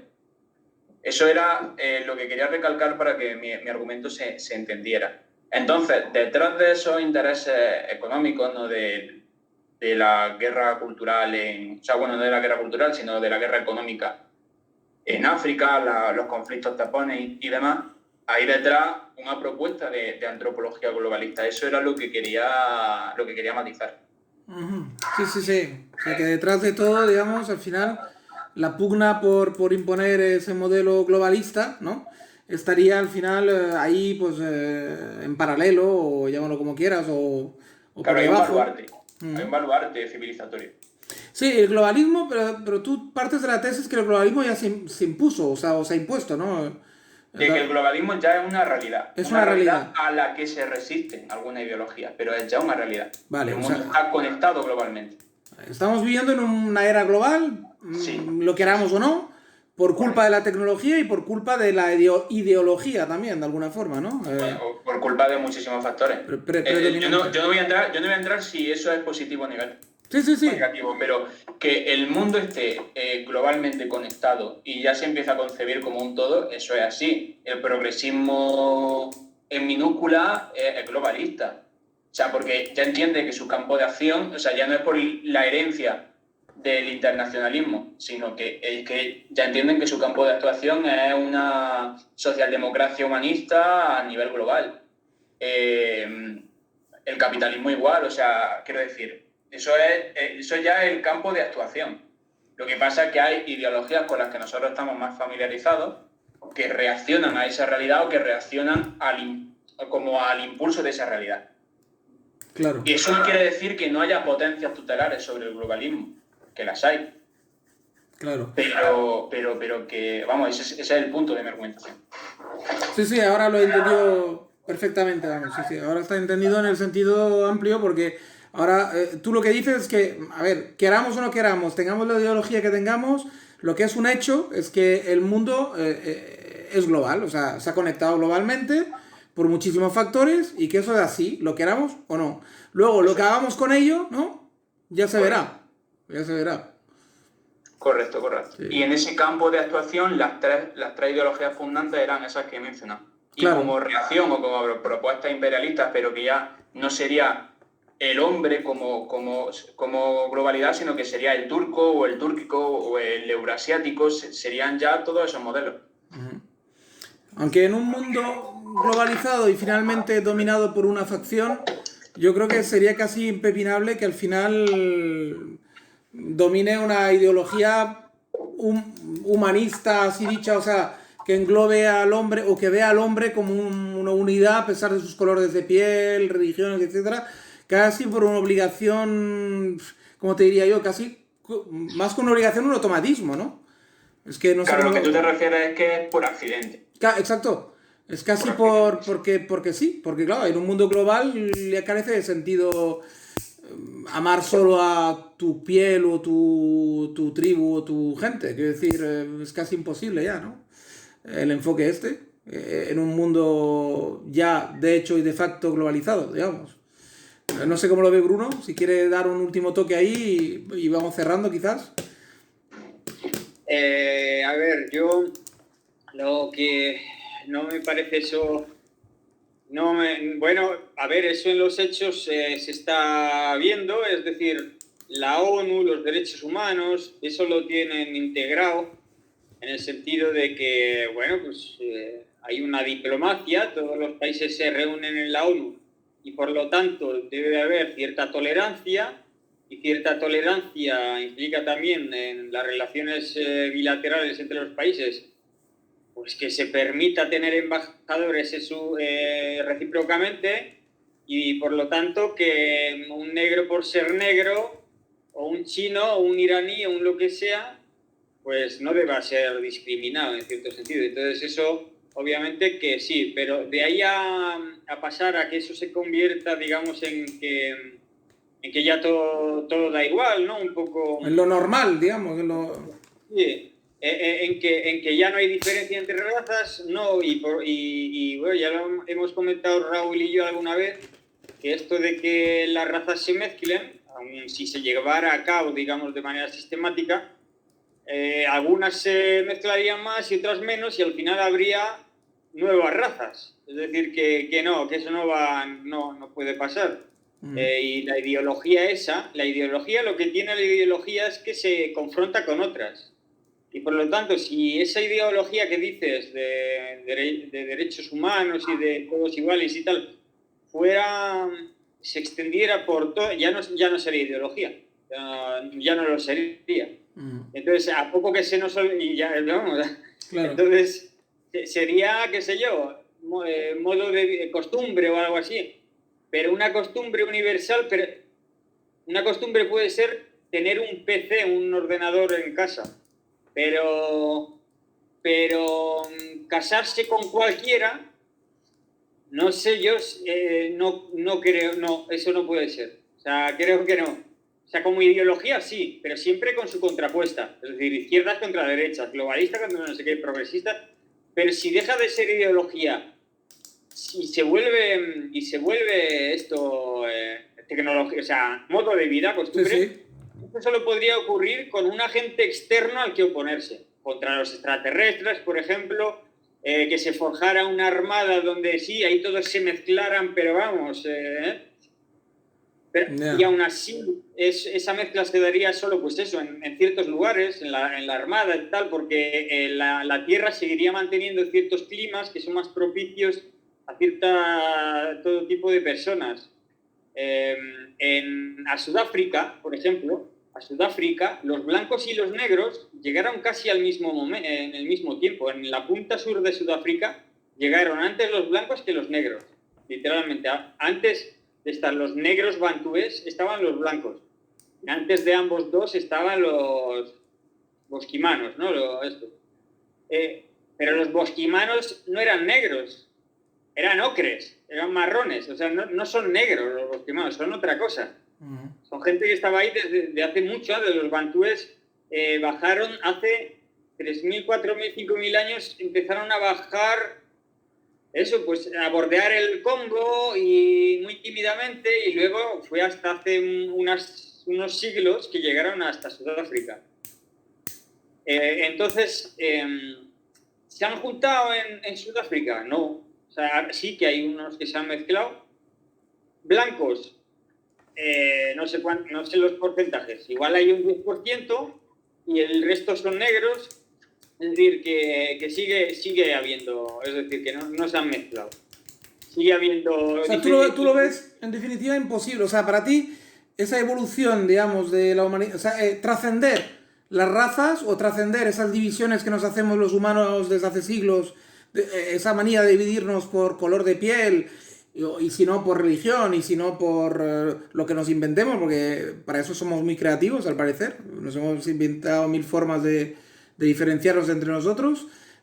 Seguirá. O sea, tú no crees que eso se va a abolir jamás, ni por la fuerza, ni la costumbre, ni hostias con vinagre, ¿no? Yo creo que eso es para toda la vida. Quiero decir, a mí me parece que en Mesopotamia siempre ha habido mesopotamistas, mesopotamianos, en China siempre ha habido chinos, y quiero decir, igual es una broma de mal gusto, pero los orangutanes se parecen a la gente de por allí. Los gorilas se parecen a los negros, estos ceñudos, ¿sabes? Los chimpancés de Gibraltar se parecerán más a los de por ahí, ¿no? De Andalucía, por ahí. Quiero decir que esto es una broma, ¿eh? Pero los habitantes se adaptan al clima donde viven. Entonces, que pueda haber una movilidad total que permea toda la sociedad, y eso no me lo creo. Puedo creerme que haya parte de cada grupo que pueda reunirse luego, qué sé yo, en una armada, en un llámalo organismo de gestión frente al invasor de Andrómeda, no sé dónde. Eso puede suceder, pero siempre se mantendrá un estrato autóctono en cada hábitat. En cada hábitat. Y el clima y tal. A no ser que se vuelva a la Tierra pues una uniforme, que se tape el sol como el señor Barnes, ¿no? Se tape el sol cuando se quiere y tal, y que eso ya pues no lo sé. Sí. Y Enrique, para concluir, ¿tú qué dirías? ¿Estás de acuerdo con esa tesis o lo ves diferente?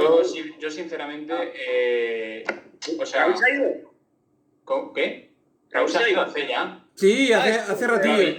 Lo avisó que tenía que dejarnos. Sí, hace un ratillo, sí. Tenía la pantalla bloqueada, vale. Sí. Vale, no, que... O sea, que es difícil, determinar al final lo que va a ocurrir. Pero que lo que está claro es que hay gente que propone eso, ¿no? Superar las barreras, o sea, ciertas barreras de identidad por unas que homogenizan como un hombre holístico y nuevo. Eso es así, hay gente que lo piensa y hay gente que lo está fomentando. ¿Y tú tienes una opinión formada o no, Enrique, sobre...? Hay gente que reacciona contra eso. A ver, es decir, o sea, yo no tengo una opinión, o sea, es decir, no es que no tenga una opinión formada, sino que de las cosas que he leído no puedo construir una... Así como Bruno... Una opinión concluyente. Vale, tú no... O sea, pero digamos, los tiros van con que, aunque nosotros tendamos por una parte a la mezcla, porque eso es así, o sea, no hay, por ejemplo, un concepto de lo indoeuropeo puro, sino que estamos mezclados, aunque hablemos una lengua indoeuropea. O sea, mezclamos al final creencias, mezclamos culturas y se van, o sea, localizando y particularizando en algunos sitios y también se van universalizando a la vez. Eso es así. Pero claro, la pregunta del millón es ¿hasta qué punto es deseable que todas las barreras se destruyan? Ya no que sea posible, sino que sea deseable. Es otra vuelta de tuerca. Entonces, claro, yo creo que tal como están las cuestiones, es que, o sea, al margen de los ideólogos, ¿no? Al margen de los que se hacen pajas mentales sobre dividirnos o sobre unirnos, no va a ser del todo deseable superar todas las barreras, ni va a ser del todo deseable fomentar los identitarismos. Los identitarismos al final se fomentan en unos casos muy concretos, sobre todo como un instrumento de propaganda política y como un instrumento de identidad, pues yo qué sé, de cualquier sitio, de identidad religiosa, identidad nacional, lo que sea, para construir en torno a eso un espacio y organizar unas costumbres. O sea, eso es así. Uh-huh. Pero cuando digamos, el identitarismo no tiene sentido de ser, que es cuando las cosas no están tan crispadas, la gente no suele escuchar mucho a la gente que digamos que pone muchísimas barreras. No, hablo de la gente en general, ¿no? Al margen de los ideólogos. Entonces es difícil al final concluir entre si la clave es universalizar o localizar, sino yo creo que es más bien una mezcla, pero no tengo claras las proporciones. Uh-huh. Sí, bueno, como conclusión pues me sirve, o sea, es decir, estás todavía pues expectante, vamos a decirlo, sobre qué puede ser. Y no, y la gran pregunta, o sea, lo que sí que me quedo es con tu puntualización de decir, es que primero habría que definir lo deseable, ¿no? ¿Cuál de las dos cosas sería, si realmente es deseable tender hacia ahí o más bien tender hacia un localismo o que las cosas se queden como están, que vaya evolucionando pues poco a poco o en región, o como dice Bruno, bueno, en determinados lugares y sitios o determinadas gentes, pero otras no, ¿no? ¿Por qué no? Es decir, que podría ser la conclusión que podemos dar a esto. Y en cuanto a la conversación en general, pues yo creo que hemos tocado casi todos los palos que se podían tocar más o menos y que, bueno, se puede ampliar mucho más y podemos seguir algún día a hacer un futuro 2 o 3 o 4, pero bueno, en fin, pero por hoy yo creo que le hemos dejado bastante tocado todo. Sí, muy chachín. Ya está, el próximo día sobre el pasado. ¿Perdón? El próximo debate sobre el pasado. Ah, ¿por qué no? Sobre el pasado. ¿Por qué no? ¿Por qué no? Ahí sí puedo hablar ya más Nos hacemos una sobre la historia, sí, ¿por qué no? ¿Por qué no? Ahí sí puedo decir un par de cosas. Vale, guay. Pues nada, chicos, ahí lo vamos dejando ya, lo que es por lo menos lo que es el programa, ya lo damos por finalizado. Saludar si queréis a los posibles oyentes por ahí y ya está, ya corto grabación. Perfecto. Un saludo. Muy bien. Hasta la próxima entonces.